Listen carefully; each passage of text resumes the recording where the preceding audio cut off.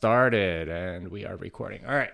Welcome to another episode of Bitcoin Tech Talk. My name is Jimmy Song, and you can always find this newsletter at jimmysong.substack.com. Bitcoin and the American Dream. Bitcoin for Policymakers. Bitcoin Tech Talk, issue number 271. If you haven't heard, we have launched a Kickstarter for a Bitcoin policy book. The Kickstarter ends on Tuesday, midnight Eastern time, so please hurry if you would like to back us. In this edition of the newsletter, I wanted to summarize what we wrote about as a way to give you an idea of what we're trying to do. The book was conceived as a way to educate policymakers. As we learned over the summer, legislators and policymakers don't know very much about the Bitcoin community, and the provisions that got passed in the infrastructure bill clearly did not take this growing constituency into account. As they found out, this is not a quiet constituency, and there was quite a bit of confusion in DC over what Bitcoin users wanted. 8 of us got together in Austin to give these policymakers a better idea of who they were dealing with. We decided after a good deal of prep work that the heart of this argument had to be about the American dream, hence the title. We wanted to give the policymakers a good look into who we were and why so many people in the US have chosen to buy Bitcoin. We began the book in the first chapter with answers to some obvious questions, like what is Bitcoin and what the values of Bitcoin holders are. We decided to contrast the current monetary system and Bitcoin with respect to American values. We argued that Bitcoin better reflects the ideals of this nation. In the second chapter, we describe the Bitcoin voter. We show how Bitcoin users are not just a bunch of anarcho-capitalist crypto nerds, but also blue-collar workers, marginalized minorities, and military veterans, among other groups. The third chapter goes into savings, particularly how unfair it is that wealthy people have an unfair advantage given their access to real estate and our early-stage startups. We then show that Bitcoin is much more fair and useful now for all Americans. In the fourth chapter, we show how marginalized minorities are using Bitcoin. For example, a lack of property rights historically have prevented generational wealth in the Black community. We also include how many different groups have used Bitcoin's permissionlessness to their benefit.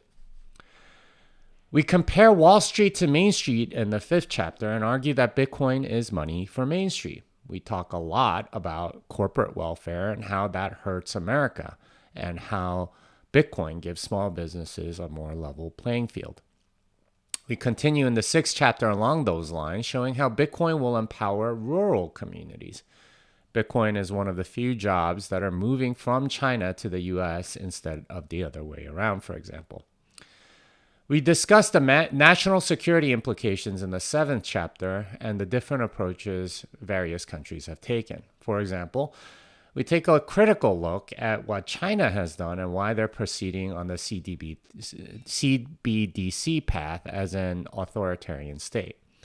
We explain how the US will be much more competitive on the global landscape as a result of embracing Bitcoin. Finally, in the eighth chapter, we give some solid policy goals for Bitcoin, including treating Bitcoin as a currency and approving Bitcoin investment vehicles. The point of the book is that whether they agree or disagree with various positions, they should give a solid basis of understanding for policymakers. As a diverse group of authors who got into Bitcoin from all walks of life, we would love to have you back us in our effort.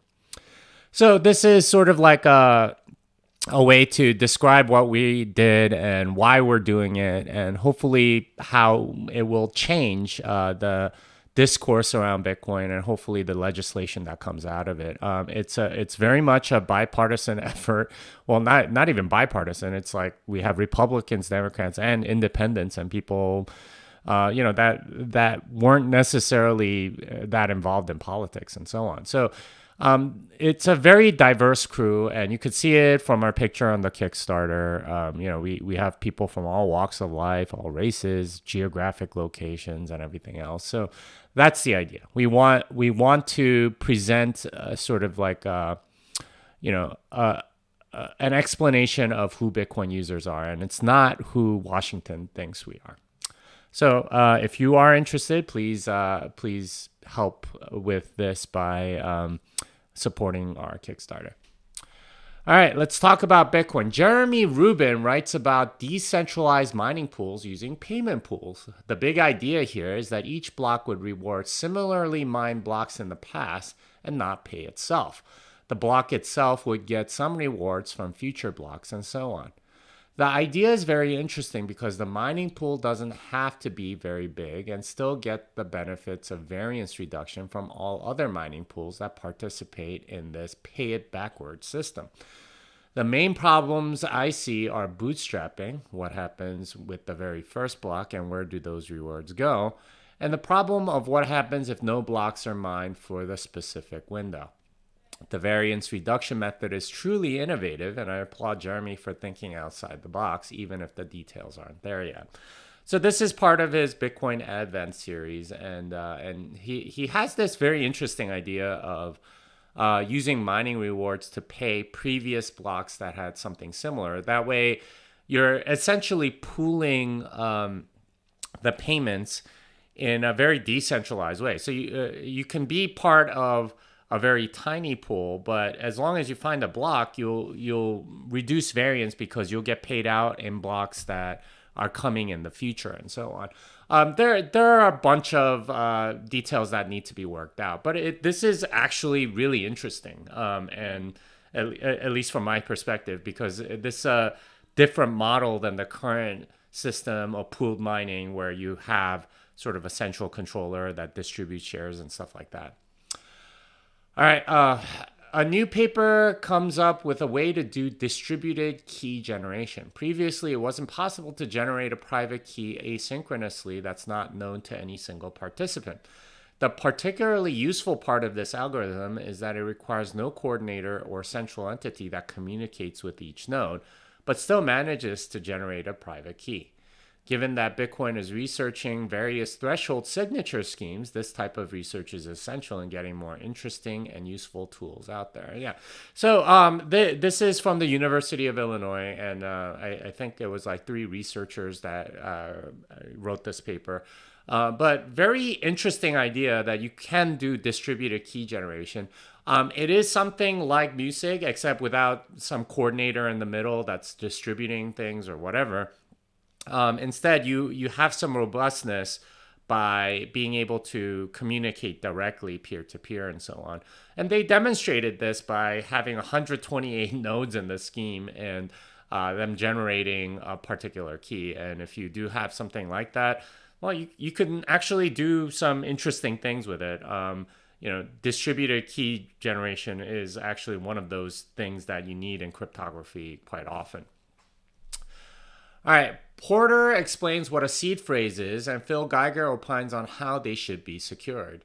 Both posts are from Unchained Capital, and they give a lot of insight into why the phrase itself needs to be secured and not just the hardware wallet. The post is particularly enlightening in how it explains what happened with Trezors, which locked down particular BIP32 paths and caused a lot of wallets to be unable to sign after a firmware upgrade. So, their argument here is that you need to secure the seed phrase itself and not just the device containing the seed phrase. So whatever device is containing your private key, you're somewhat subject to the software that the hardware manufacturer will write, or the firmware or whatever. Like keeping it on a piece of paper where you have, or in your brain or whatever, is an important part of securing your funds. Because in a sense, if you're locked down to Trezor or something like that, and they don't allow signing on a particular path, then you're kind of restricted. So I thought that was a good bit of insight there. Summer of Bitcoin 2022 is taking applications. This is an excellent program for those that want to get into core development. This year, they also have a design track, which should add better UX, hopefully, throughout the Bitcoin ecosystem. So interesting program from Chaincode Labs. I think they did it last year. This is in lieu of sort of their residency. Well, not in lieu of the residency. This is in addition to the residency. The idea is that it's kind of like a summer of code that Google used to do, or maybe is still doing. But this is purely based on Bitcoin, and it's all about getting more people into core development. I also like that they have a designer track. Not enough designers really are in Bitcoin, and this is, I mean, many have come in and they've improved UIs tremendously. So having more of them, I think, would be an excellent thing. All right, let's talk about Lightning. Andreas Lalu and Renee have published their book, Mastering the Lightning Network. This book, much like Andreas's previous book, is also available on GitHub for free. This is a monumental achievement, and the three of them deserve a ton of credit. I really hope they update this book as Schnorr, Taproot, and any Prevout change stuff at the protocol level. So they've released this book, and I didn't know until today when Renee was tweeting about various things that he actually started on the book, and then Andreas and Lalu approached him to combine it with their efforts, and that's why you have three authors on this book. But great job. I need to order a copy and go read it and understand it at a deeper level. All right, T-Bast explains how Taproot changes a bunch of things in Lightning. The most obvious change is that Music lets you fund Lightning channels without any on-chain multisig, making the transaction indistinguishable from a normal pay-to-Taproot spend. Slightly less obvious is the fact that a lot of scripts in Lightning now can be expressed much easier as tap scripts in a two-element tap tree. Finally, Taproot lays down the framework by which PTLCs, point time lock contracts, can replace HTLCs, hash time lock contracts.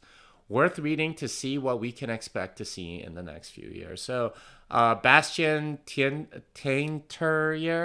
I can never pronounce T-Bast's actual name, wrote this post on his GitHub, but basically talks about all the upgrades to Lightning that Taproot enables. Certainly, the music thing is a nice security benefit because you have no idea that it's a payment channel on chain. And like when it resolved, it just sort of resolves.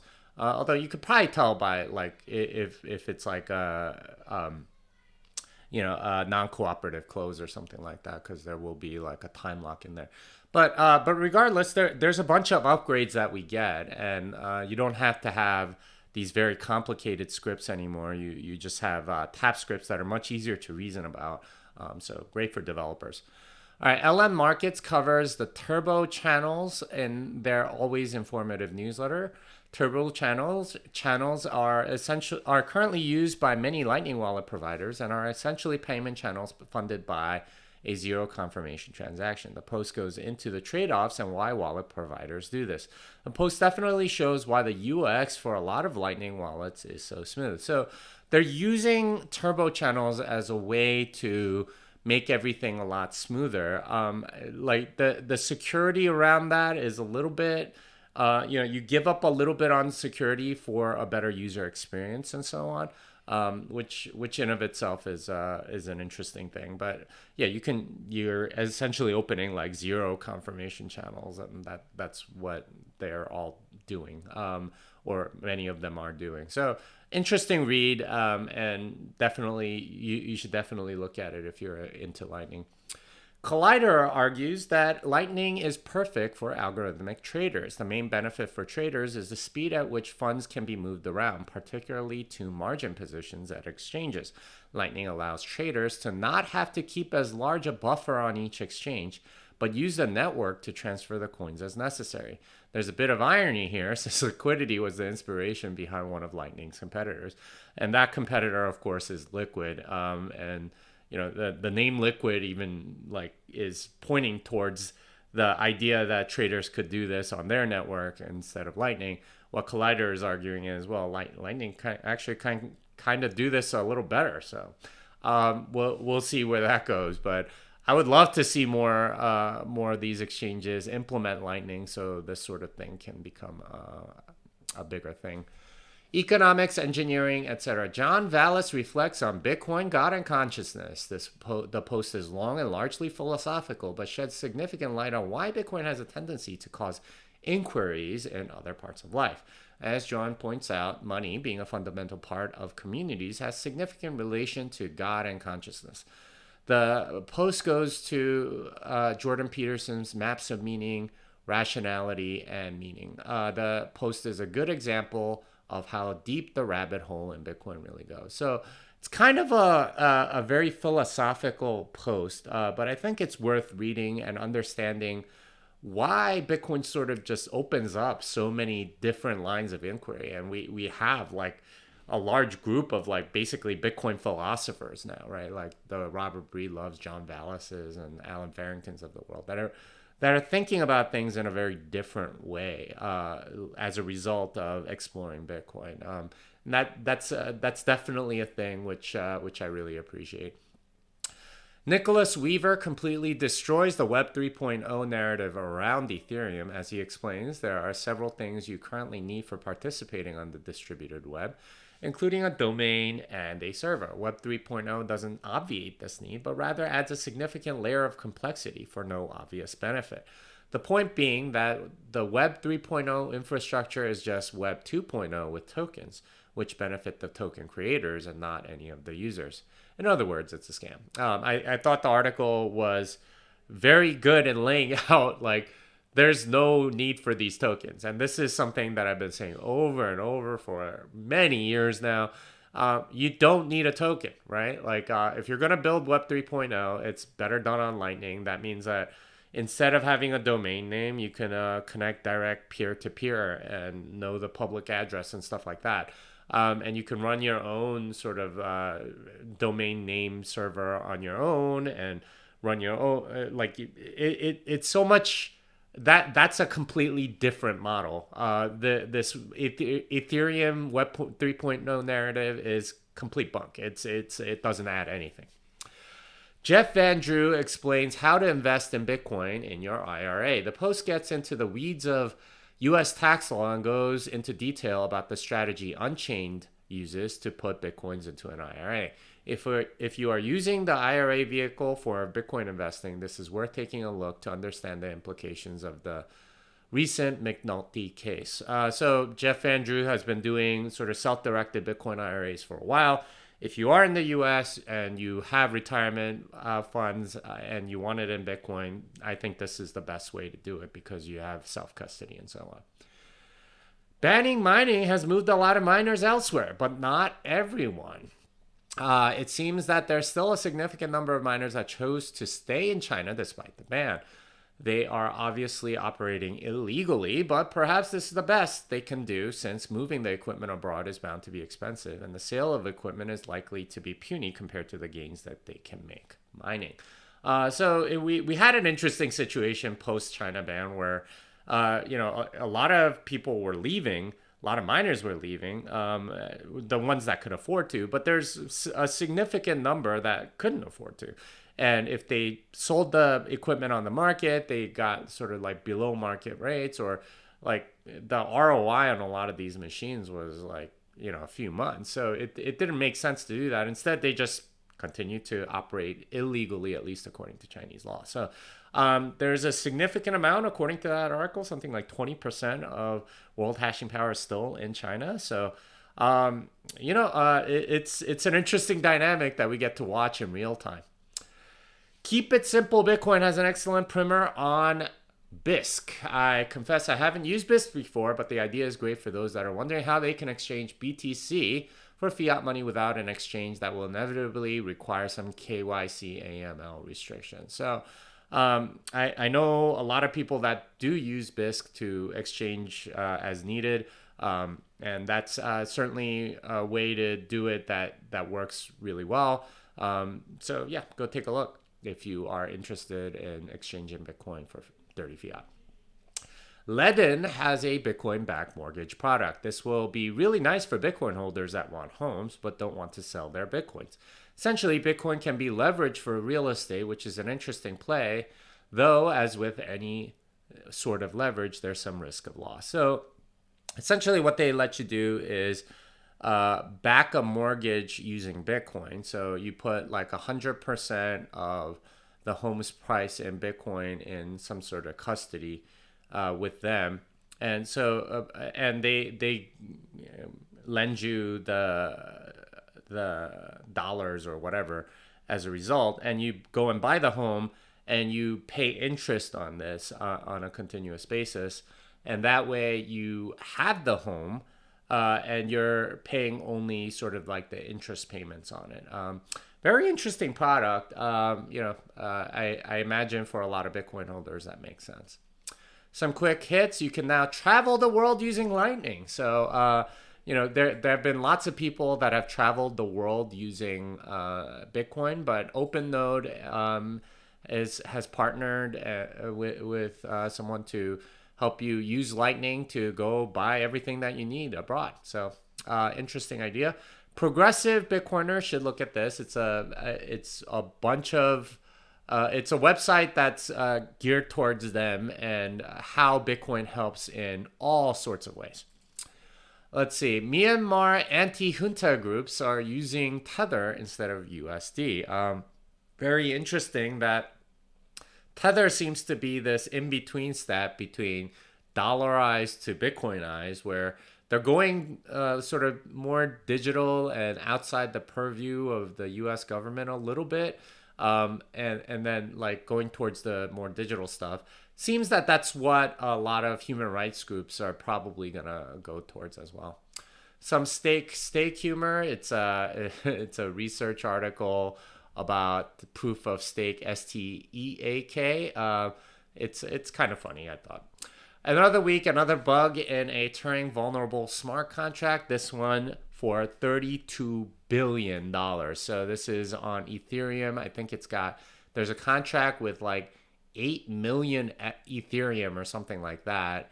And it's trapped and unable to be sent or spent. So it requires a hard fork. We'll see what Vitalik does, but that's a lot of money. All right, so some events. I am planning to be in London for Advancing Bitcoin March 3rd or 4th, and hopefully I can get in. I'm also going to be at Bitcoin 2022 in Miami, April 6th to 8th, and I will be doing the programming blockchain seminars right before both events. Some podcasts and stuff. On this week's Bitcoin Fixes This, I talked to Jason Lowery about the Space Force and his theory that proof of work is a substitute for military expenditure. I haven't done a podcast this long before, so please provide feedback if you want to see more long form podcasts like this. So that was like 2.5 hours, and I could have probably gone for another hour or so. He's got some very interesting ideas, and he brings a very different perspective given his military background and subversion of the controlling authority and things like that, and his ideas around like social coordination versus fighting. I found it absolutely fascinating. I'll have to have him on again at some point. But if you like that, please let me know so I can record more stuff like that. I read through last week's newsletter, which you can find, and I continue talking to Robert Breedlove on the What Is Money show about democracy, fiat money, and war. We continued, I think, talking about natural law and things like that. Long form conversations are what Robert's very good at. So you'll see there's still more coming. I was on Winging It to talk about Thank God for Bitcoin, which is now my second newest book. The newest one is obviously this new one, Bitcoin and the American Dream. All right, my other books are Programming Bitcoin and The Little Bitcoin Book. Unchained Capital is a sponsor of this newsletter. I am an advisor and proud to be a part of a company that's enhancing security for Bitcoin holders. If you need multi-sig collaborative custody or Bitcoin native financial services, learn more at unchained.com. Fiat Delenda S, this song is done.